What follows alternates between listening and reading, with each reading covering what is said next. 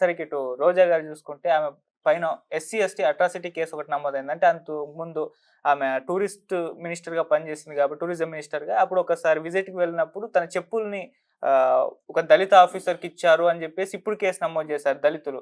So, మరి ఈ కేసులో ఖచ్చితంగా అరెస్ట్ చేస్తారు అన్న అభిప్రాయం అయితే చాలా మందిలో ఉంది సార్. మరి మీరేం చెప్తారు సార్ ఈ ఇష్యూ? కోర్టులో అది ఒక క్షణం కూడా నిలవదమ్మా. హ్మ్.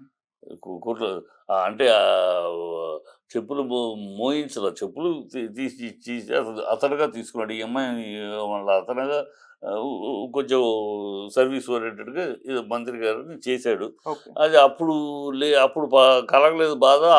ఆ 4 సంవత్సరాల తర్వాత బాధ అంటే నవ్వుతారు. హ్మ్. ఆల్రెడీ కోర్టు ఇలాంటి విషయాలు 2, 3 సార్లు ఇప్పుడొచ్చింది ఆ బాధ. ఇన్నాళ్ళు ఏం నిద్రపోయారని కూడా అడిగింది గతంలో ఒక కేసులో. హ్మ్. సో, ఇయన్నీ కోర్టులో ఊరికే వీళ్ళకేంటంటే కక్ష సాధింపులో ఉన్నారు. ఈ ప్రభుత్వం ప్రజల పరిపాలన చేయటం కన్నా, ప్రజలకి ఏదన్నా చేయటం కన్నా మనం గెలిపించారా, మనం ఇన్ని అబద్ధాలాడి వచ్చామే, దాన్ని ఏదైనా ఈ డై బ దాని నుంచి ప్రజల ఆగ్రహాల నుంచి తప్పించుకోవడానికి ఇలాంటియన్నీ పూటకొకటి, నెలకొకటి చేసుకొస్తా ఉంటారు. ఇప్పుడు ఓకే. రోజాని అరెస్ట్ అదొక చరిత్ర.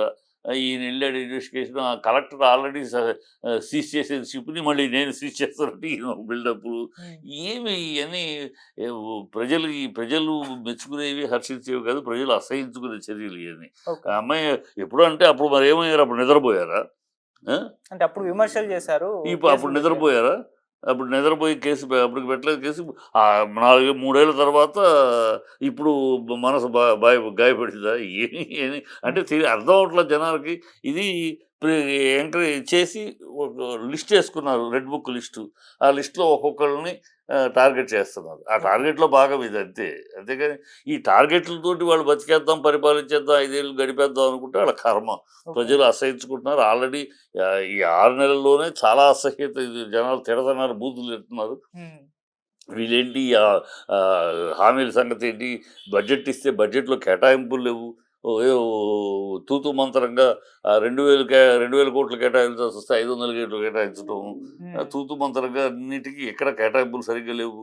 ఈ హామీలు డొల్లా అని తేలిపోతుంది. హ్మ్. ఈ ప్రజలు అసహించుకున్నారు. ప్రజలు అడుగుతున్నారు, నిలదీస్తున్నారు. దాని నుంచి తప్పించుకోవటానికి ఇలాంటివి చేస్తా ఉంటారు అంతే. ప్రజలు డైవర్ట్ చేయడానికి, మీడియాని డైవర్ట్ చేయడానికి. అంటే వరుసగా ఇది మూడో కేసు సార్. అంతకుముందు 'ఆడుదాం ఆంధ్రలో' 100,00,00,000 స్కామ్ జరిగిందని కేసు పెట్టారు. మళ్ళీ టీటీడీలో అవకతవకలు జరిగాయని చెప్పేసి మళ్ళీ రోజా గారి పైనే మళ్ళీ ఇప్పుడు అట్రాసిటీ కేసు. ఇది మూడో కేసు నమోదైంది. అంటే ఈ సీరియస్‌గా మూడిట్లోనూ ఎక్కడా సరైన బలం లేదు. ఓకే. పెట్టాలని పెడుతున్నట్టే కానీ దేంట్లో బలం అందుకని లడ్డు విషయంలో పెట్టారు, నోరు మూసుకున్నారు. హ్మ్. అంతకుముందు పెట్టిన దాంట్లోనూ ఏమి దొరకలేదు. హ్మ్. అంటానికి ఆరోపణలు చేయడానికి ఏముందమ్మా? అపోజిషన్ ఉన్నప్పుడు ఆరోపణలు చేశారు. ఇప్పుడు అధికారంలో వచ్చినాక మళ్ళీ ఆరోపణలు చేస్తున్నారు. హ్మ్. ఈ ఆరోపణలు చేయటం మొదలెడితే చంద్రబాబు మీద ఎన్ని ఆరోపణలు చేయాలి? పవన్ కళ్యాణ్ మీద ఎన్ని ఆరోపణలు చేయాలి? కదా! పవన్ కళ్యాణ్ మరి పాతాళానికి తొక్కుతా జగన్ అన్నాడు. జగన్ రెడ్డి అన్నాడు. హ్మ్. సో, రెడ్డి కమ్యూనిటీని అవమానించాడని కేసు పెట్టొచ్చుగా. పెట్టాలంటే హ్మ్. జగన్ రెడ్డి నిన్ను అధపాతాళానికి తొక్కుతా అన్నాడు. సో, రెడ్డి కమ్యూనిటీని తోలనాడాడు. ఏ వ ఏ కమ్యూనిటీని కూడా తోలగడకూడదు కదా! అదే కేసు తోలనాడాడని కేసు పెట్టొచ్చు. హ్మ్. సో, ఇయన్నీ పిచ్చి వేషాలు, పిచ్చి మార్గాలు, పరిపాలన దక్షత ఉన్న విషయాలు కావు. ప్రజల్ని మెప్పించే విషయాలు కాదు. ప్రజలు హర్షించే విషయాలు కాదు. హ్మ్. ఇదంతా చిల్లర రాజకీయం. ఇప్పుడు ఈ కూటమి చేస్తున్నదే చిల్లర రాజకీయం, చిరాకు రాజకీయం, చందాలపు రాజకీయం. ఓకే. మరోవైపు 'ఆర్‌జీవి' గారి పైన కూడా కేసు నమోదైంది. ఆయనదొక పెద్ద చర్చ జరుగుతుంది. అరెస్ట్ అని. పోలీసులేమో ఆయన అజ్ఞాతంలోకెళ్ళిపోయారు అని చెప్పేసి చెప్తున్నారు స్టేట్‌మెంట్. ఆయనేమో మీడియాల చుట్టూ తిరుగుతూ ఇంటర్వ్యూలు ఇస్తున్నారు. మరి అసలు దీన్ని ఏ విధంగా చూడొచ్చంటారు సార్? అదే ఒక కామెడీ సీక్వెన్స్. దీన్ని బట్టి అర్థమవుతుంది కదా! హ్మ్. ఆయనేమో మీడియాలో ఇస్తున్నాడు. హ్మ్. వీళ్ళేమో దొరకలేదు, అజ్ఞాతంలో ఉన్నారు. అక్కడే వీళ్ళ డొల్లతనం తెలిసిపోవట్లే. హ్మ్. అది అక్కడ he is fighting technically. Okay. ఇప్పుడు టెక్నికల్‌గా అసలు ఆ కేసుకి చట్టబద్ధత ఉందా? హ్మ్. అంటే ఈయన ఎవరినో విమర్శించాడు. వాళ్ళు బాధపడితే వాళ్ళు కేసెయ్యాలి. ఓకే. ఈయన ఎవరినో తిడితే వాళ్ళని తిట్టారని ఎవడో బాధపడ్డాడట. వాడిని చూసి ఇంకొకడెవడో బాధపడ్డాడట. ఇలా ముగ్గురు 3 చోట్ల బాధపడ్డారట 6 సంవత్సరాల తర్వాత. హ్మ్.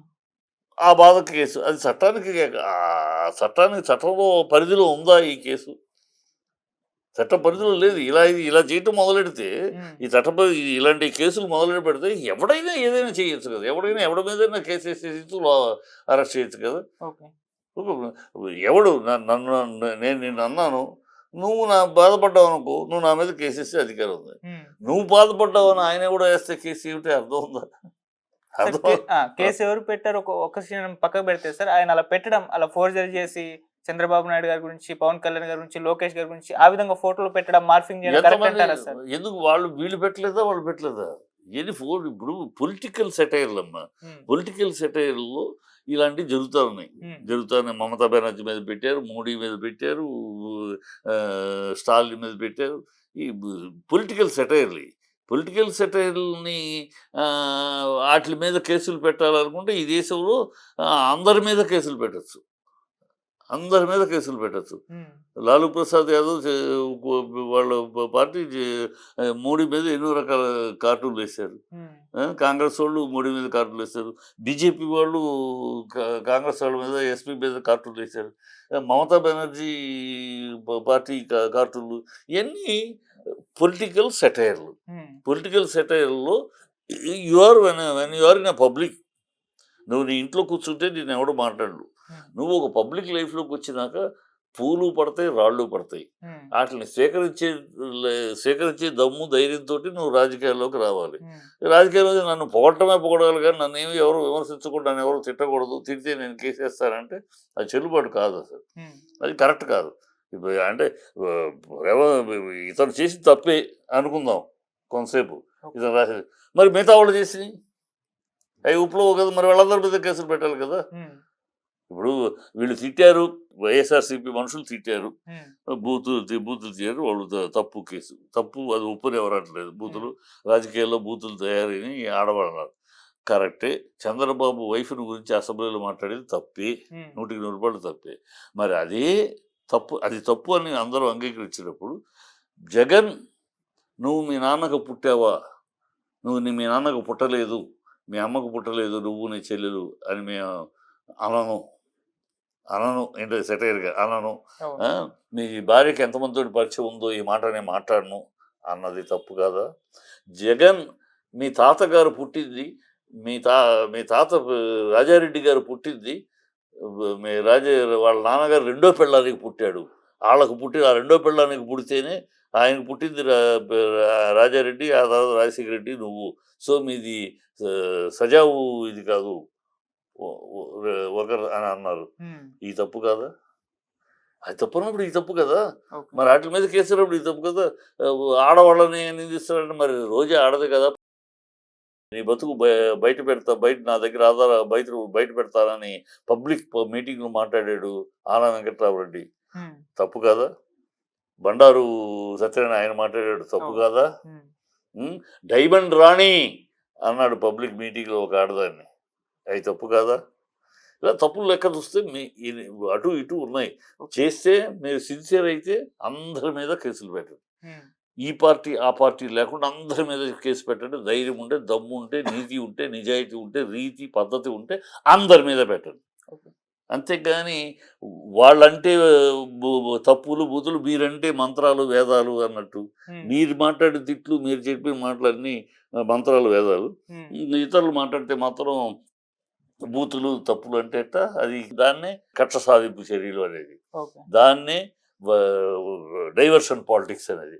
ప్రజల దృష్టి మళ్లించడానికి, మీడియా దృష్టి మళ్లించడానికి ఇలాంటివి తీసుకొచ్చి అసలు విషయం ఎక్కడయ్యా వైజాగ్ స్టీల్ ప్లాంట్ సంగతి ఏంటి మాట్లాడరు.